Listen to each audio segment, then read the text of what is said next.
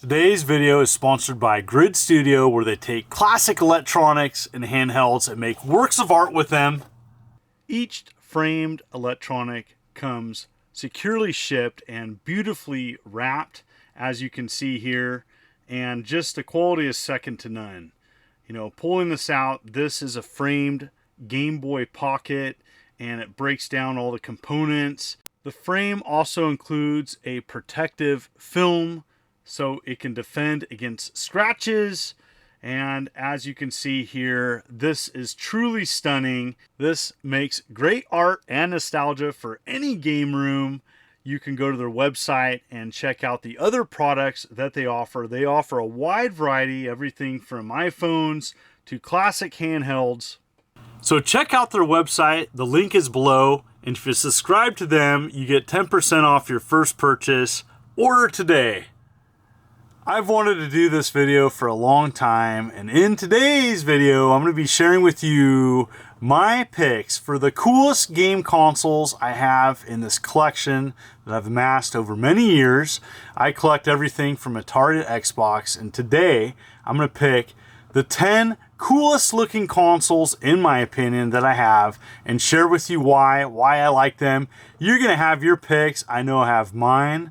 And so just focusing on consoles, not handhelds, not computers.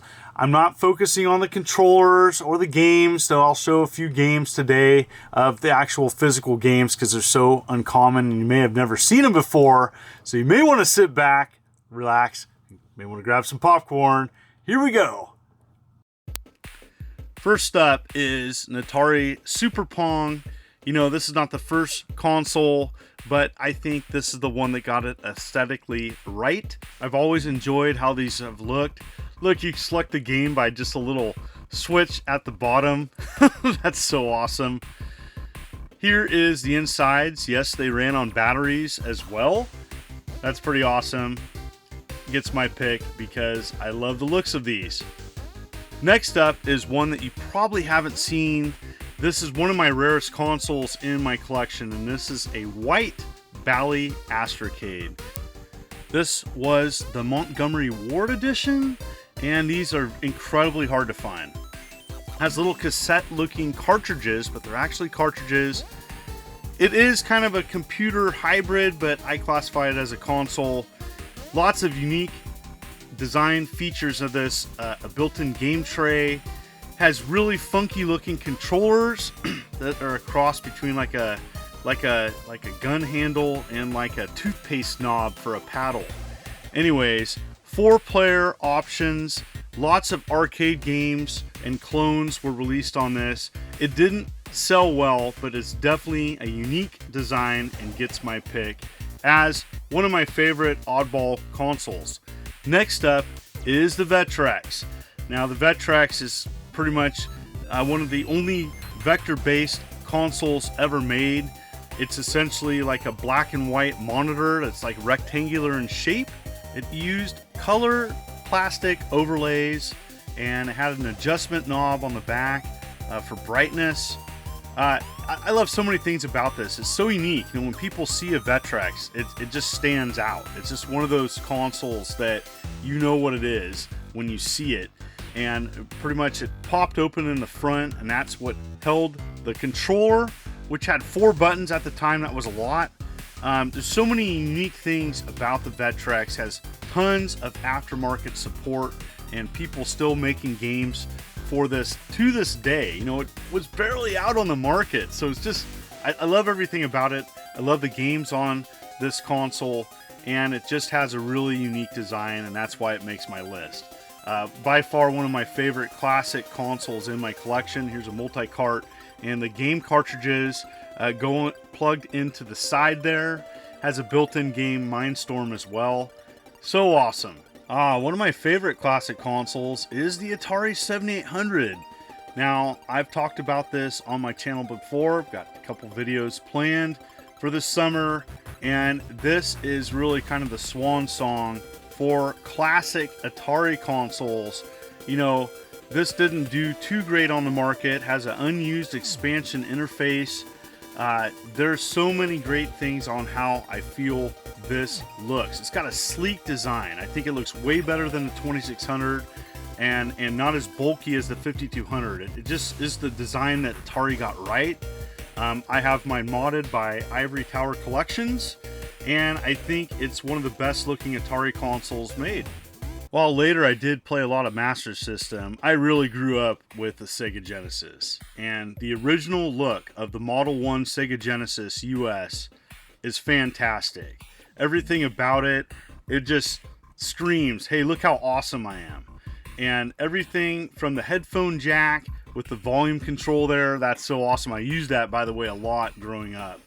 And I just think that Sega really knocked it out of the park with design. With the high definition graphics. This is a sleek looking 16-bit console. In my opinion, looked way better than the Super Nintendo. And it started my love for Sega and my collecting bug, which made me pursue the entire Sega Genesis US library. Absolutely love this console. Next up is the NeoGeo. This is actually a console I bought from Radical Reggie, and this is a US model. The game cartridges are huge. I want to show you here, but aesthetically, this looked fantastic. This was a console I wanted as a kid. I saw it in a magazine. My dad pointed to a lawnmower and says, "That's how you're gonna get it." But I worked hard and eventually got a Sega Genesis. But the NeoGeo is what I wanted. It had memory cards. A lot of people have never seen those. You could take them to the arcades and then bring them to your home console. Awesome. It did have a headphone jack like the Sega Genesis, but it was the Ferrari of consoles back in the day. Absolutely stunning. The consoles of the 90s got so many things right. This like low profile look. I just absolutely think that the NeoGeo is one of the best looking consoles of the time period. If I had to go with one favorite from the 90s though, looking wise, it has to be the Turbo Duo, combining the TurboGrafx CD with the base TurboGrafx 16 into one sleek unit. It just looks awesome. And I picked this up way later, as these are very rare and expensive now, and finding one that works is more difficult. I've had my lens replaced, but absolutely love this console and the way it looks. Hands down one of my favorite looking. This next console is something I picked up in Canada long ago, and this is the Amiga CD32. And really, this is what I thought a Sega would look like with a CD add-on. It looks awesome, and I love the design of it. You're probably wondering what that hardware is on the left. That was a modem used for banking, and it is specific to Vancouver area, I do believe. But yes, pretty unique. But the console itself is pretty stunning looking. I absolutely love what they did with this, even though it failed and wasn't real popular here in North America and Canada. But I'm just happy to have one in the collection, and I think it looks gorgeous. I'm a huge Sega fan, and I have to say, I really love the look of the Sega Dreamcast in black. And I know it's got the Sega Sports logo on it. That doesn't bother me whatsoever. I'm a sports fan. But wow, the Sega Dreamcast in black, in my opinion, looks so much better. It's sleek. I love the size of the Sega Dreamcast. It's not too large. It's like Goldilocks. It's just right. Not too small, not too large. It's got a built-in modem. I thought that was awesome. Detachable. And wow. This is, I do believe, a refurbished unit, and one I picked up at Funkoland, if my memory serves me correctly. Absolutely love how this looks, and one of my favorite looking consoles of all time. Nice to see the Sega Dreamcast still supported today by aftermarket games. I didn't forget about Nintendo.